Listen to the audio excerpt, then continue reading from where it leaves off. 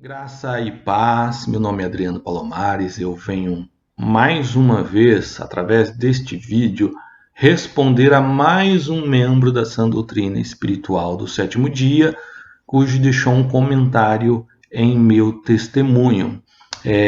Eu vou ler aqui o comentário, vou colocar o print do comentário aqui na tela, vou ocultar o nome da pessoa, porque o meu objetivo não é expor as pessoas, mas expor a seita, a religião em questão e denunciar os erros doutrinários, os erros de interpretação do sistema religioso, cujo eu já expus em meu testemunho como segmento espírita. Vamos lá, eu vou ler o comentário, só que eu vou tentar interpretar por conta de alguns erros de português e da falta de alguma pontuação aqui. Eu vou tentar interpretar também o que a pessoa quis dizer. Ela escreve dessa forma: Você disse que foi liberto dos laços do diabo, mas o diabo não encaminha o povo para Deus. Ele afasta o povo do caminho de Deus, como você fez, ou como você sabe, a sã doutrina espiritual do sétimo dia crê na ressurreição e guarda os mandamentos de Deus. Sinto pena de você.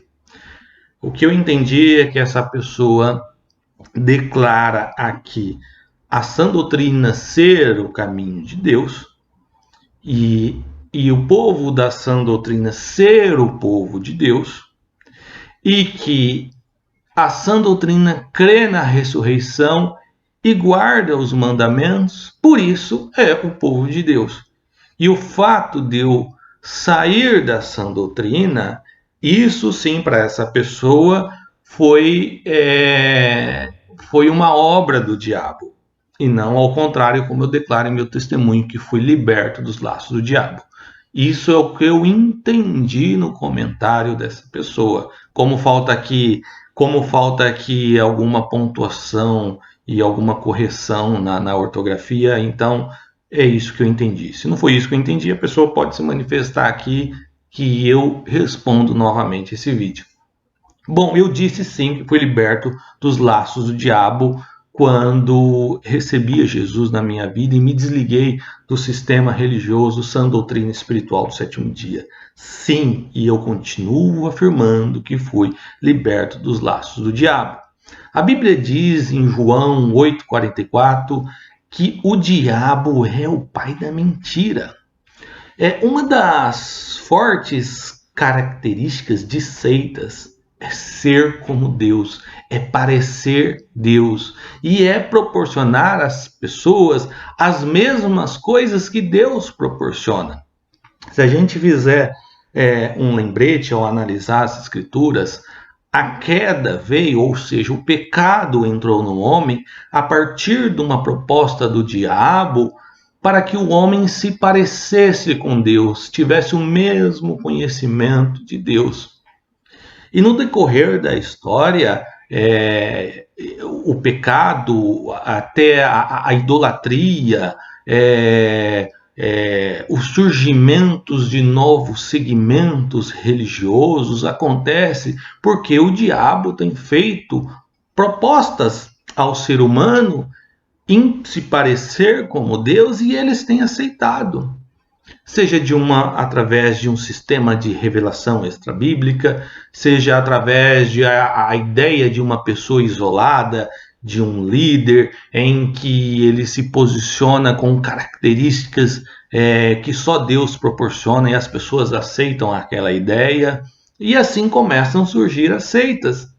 Normalmente, as seitas dizem que elas são o caminho, que elas são a verdade, que elas são a luz e que elas são e proporcionam salvação. Por mais que elas podem dizer que tem Deus, que tem Cristo, porém, elas sempre vão dizer sim, Cristo salva desde que você venha pela minha religião. Sim, Cristo é o caminho, mas vamos dizer assim, tudo pelo meio da minha religião que você deve trilhar para que Cristo funcione como caminho. Ou seja, entre aspas, Cristo é o caminho para eles, entre aspas, Cristo é a verdade, a luz e a salvação para as seitas. Por quê? Porque somente dentro do seu sistema religioso pode proporcionar às pessoas salvação. Ou seja, eles são o caminho. Se você não passar por ali, pela religião, pelo batismo, pelos seus dogmas, não praticar os seus rituais, você não é salvo. Ou seja, eles são o caminho. Se você não acreditar naquilo que eles pregam, na teoria, na doutrina que eles defendem, ou seja, você não está com a verdade, porque somente eles é a verdade. Somente eles é a luz para você caminhar nesta vida. E somente eles proporcionam a salvação. Eles podem até dizer, a salvação está em Cristo. Mas se você não praticar o que a minha religião determina, você não pode ser salvo. Ou seja, a salvação não está em Cristo, está no que a religião deles determina. Então tem alguma coisa errada aí. Eles aceitaram a proposta do diabo em querer se parecer como Deus. Porque Jesus disse, eu sou o caminho, eu sou a verdade, eu sou a vida, eu sou a luz do mundo. A Bíblia declara que Deus enviou o seu Filho não para condenar o mundo, mas para salvar. Jesus é a graça de Deus manifesta ao mundo para proporcionar ao mundo a salvação. A Bíblia fala que Deus quer que todos os homens se salvem e venham ao conhecimento da verdade. Que verdade é essa? Jesus Cristo, o único mediador entre Deus e os homens.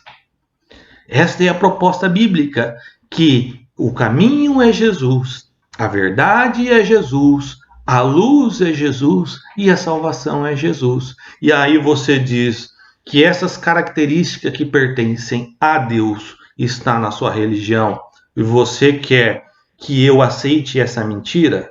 Eu quero ter a minha alma descansada em Cristo, porque somente Ele tem essas características, porque Ele é Deus. Jesus é Deus, é o Filho de Deus, é o Verbo que se fez carne e habitou entre nós. No seu comentário, você vai dizer que a sã doutrina espiritual do sétimo dia crê na ressurreição e guarda os mandamentos. Você está querendo dizer que a crença da religião está pautada na Bíblia, porém eu, como fui parte dessa seita, eu sei que há equívoco nestas crenças. E vocês só dizem que guardam os mandamentos de Deus somente pela questão da guarda do sábado. Sobre a questão da guarda do sábado, eu já fiz um vídeo sobre esse tema e eu vou deixar o link aqui na descrição desse vídeo, porque eu não guardo mais o sábado, é uma resposta sobre isso. E eu sei que você fala sobre mandamento de Deus, não é por conta de guardar realmente os mandamentos de Deus, é porque vocês se sentem completos, assim como os adventistas guardam os 10 mandamentos. Mas é aquele que não exceder a justiça dos escribas e fariseus, né? Não adianta nada em guardar a lei sem exceder essa justiça. Você precisa ler um pouco mais o Novo Testamento e entender quais são as doutrinas de Cristo. Essa é uma dica minha. Vou deixar aqui o vídeo sobre a questão do sábado, que eu sei que é sobre isso que você está se referindo. E sobre a sã doutrina crer na ressurreição, isso é uma grande falácia, isso é uma grande mentira. Vocês não creem na ressurreição. Por isso que eu falo que as seitas são sistemas religiosos formados através de proposta do diabo, de pessoas que querem parecer como Deus, de um sistema religioso que assume característica de Deus, usurpam ser igual a Deus sem ser como Deus. Isso é um perigo. Eu sei que vocês têm um sentimento em que só vocês são salvos. E que para que outros sejam salvos em vida, tem que submeter ao batismo da religião de vocês. Caso assim não submetam, somente através de uma comunicação espírita, passando através pela sua religião, alguém pode ser salvo. E isso é a verdade revelada nas Escrituras? Ou é uma característica que o diabo propôs para a religião de vocês e assim vocês aceitaram? para pensar e refletir. Vocês estão colocando como Deus, como juiz, como portadores da verdade, como portadores da salvação, como salvadores, porque vocês colocam o seu corpo em um mecanismo espírita para receber supostos espíritos de mortos, e assim vocês, com seus corpos santos, proporcionam salvação a eles através deste mecanismo espírita, através desses rituais. Isso sim é não obedecer ao mandamento de Deus, porque Deus, desde o Antigo Testamento, proíbe a comunicação com os mortos. No Novo Testamento, Jesus, através da parábola do rico e do Lázaro, deixa bem claro a impossibilidade de comunicação com os mortos, da transação de mortos do Hades para o paraíso, ou de algum destes lugares para a terra. Jesus fala que isso é impossível e não acontece. Ou seja, quando eu digo que fui liberto dos laços do diabo, eu estou dizendo isso com razão. Eu estou dizendo isso baseado na palavra de Deus. E a Bíblia declara que aqueles que amam e praticam a mentira não podem herdar o reino de Deus. Então, se vocês continuarem insistindo na prática da mentira, não sou eu que estou dizendo, é a palavra de Deus, que aqueles que praticam a mentira, lá em Apocalipse, pode ir lá ler, não herdam o reino de Deus. Gente, isso é um alerta. Vocês estão tendo a oportunidade de se alertar não pela minha pessoa, mas pela palavra de Deus, porque vocês têm uma Bíblia dessa aí na casa de vocês. Tenho certeza, basta ler e dar ouvidos à palavra de Deus. Deem ouvidos à palavra de Deus e vejam aquilo que vocês praticando tem coerência bíblica. Vamos lá. Você disse que a sã doutrina crê na ressurreição. A ressurreição na sã doutrina nada mais é do que uma crença numa espécie de passagem espiritual da morte para a vida, que é um espírito que tem uma morte espiritual e quando ele é salvo, ele automaticamente tem uma ressurreição espiritual. Vocês não crêem na ressurreição do último dia, como ensina Jesus, que é a ressurreição para um corpo glorioso, conforme é o seu corpo. Jesus, após a sua ressurreição, ele ressuscita no mesmo corpo que estava na sepultura, porém um corpo, vamos dizer assim, glorioso, um corpo celeste, um corpo espiritual, um corpo que era palpável, tinha carne e osso, porém ao mesmo tempo espiritual, porque ele comia peixe com os seus discípulos, mas ao mesmo tempo atravessava paredes. Isso é um corpo espiritual. E aí, quando os seus discípulos e alguns viram o Senhor Jesus, eles se assustaram por acreditarem terem visto um espírito. Jesus fala, toca aqui, veja se um espírito tem carne e tem osso, como os vejo que eu tenho. Olha aqui os cravos, o sinal dos cravos nas minhas mãos, veja se não sou eu mesmo. Jesus era ele. Jesus ressuscitou literalmente dentre os mortos. E isso é o significado da palavra ressurreição. É ressurgir, é voltar à vida. É voltar, é ser o que você era. Porém, a diferença da ressurreição que Cristo nos propõe é para um corpo celeste, é para um corpo espiritual. Corpo espiritual não significa ser um fantasminha, camarada, como era o Gasparzinho. Não é isso. Corpo espiritual é um corpo revestido em imortalidade, é um corpo revestido em incorruptibilidade, sem pecados, é um corpo diferenciado, é um corpo celeste, como o próprio Paulo fala na sua carta de 1 Coríntios capítulo 15. Basta ler lá. E Paulo ainda diz que quem não crer na ressurreição dos mortos é vã a vossa fé. E vocês não creem na ressurreição dos mortos. Vocês creem numa ressurreição de espírito, que não existe. Uma vez que espírito não morre, logo o espírito não ressuscita. Só pode ressuscitar aquilo que morre. E para vocês essa ressurreição é simbólica e espiritual porque é difícil vocês acreditarem no poder de Deus, que do pó pode ressurgir alguém à vida. Que do pó Deus pode trazer de volta alguém à vida. Jesus fala que chegará um tempo em que todos os que estão nos sepulcros, onde que estão as pessoas que vão ouvir a sua voz? Nos sepulcros. Eis que chegará um tempo em que todos os sepulcros ouvirão a minha voz. Uns sairão para a ressurreição da vida e outros para a ressurreição da condenação. E há diversos textos na palavra de Deus ensinando e explicando a ressurreição dos mortos e que essa se dará naquele grande dia quando o Senhor Jesus voltar para então resgatar a sua igreja e dar início nos desfechos do fim proféticos de Apocalipse. Dará início a tudo aquilo que a Bíblia chama e tudo que a gente determinamos como escatológico nas Escrituras, que são os eventos finais, os eventos do fim.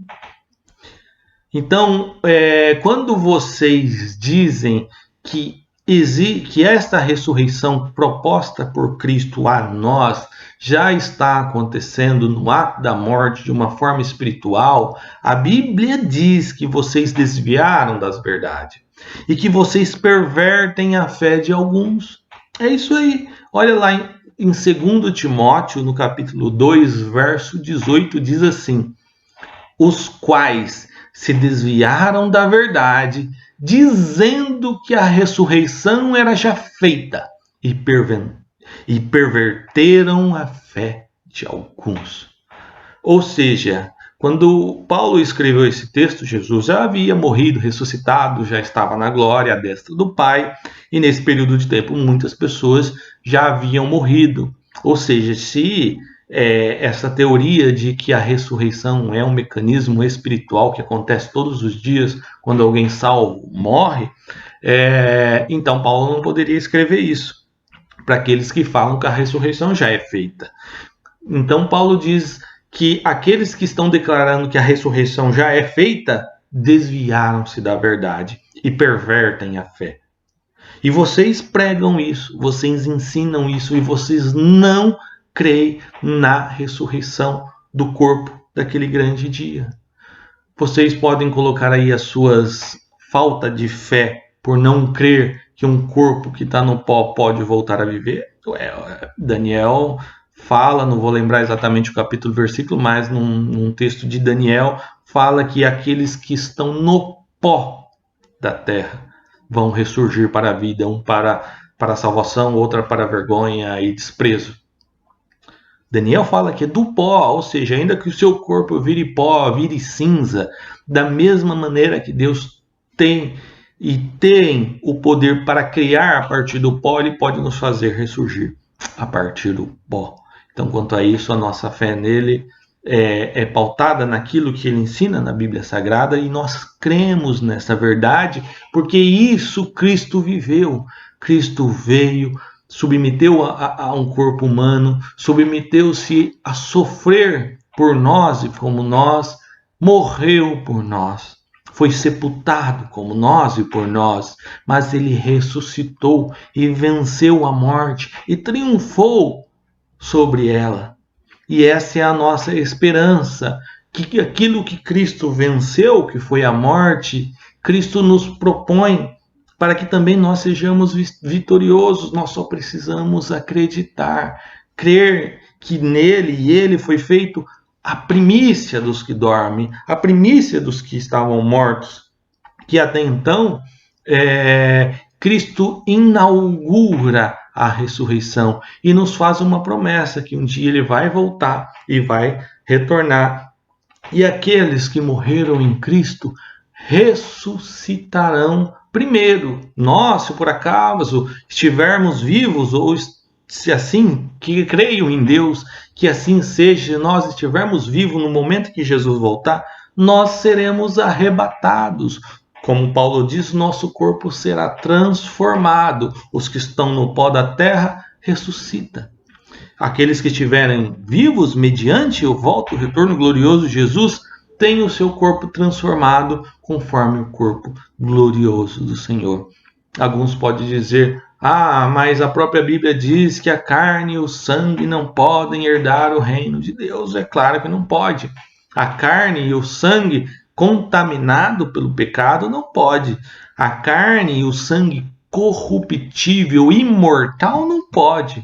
Mas aquele que foi transformado, primeiramente perdoado e lavado pelo sangue de Cristo, e depois, consequentemente, ressurreto e transformado com um corpo glorioso, imortal, incorruptível, esse sim pode, porque se trata de um corpo espiritual, de um corpo celeste. Então, meu irmão, minha irmã, quero que vocês reflitam sobre isso, reflitam sobre a palavra de Deus. Não é a minha palavra, mas é a palavra das Escrituras.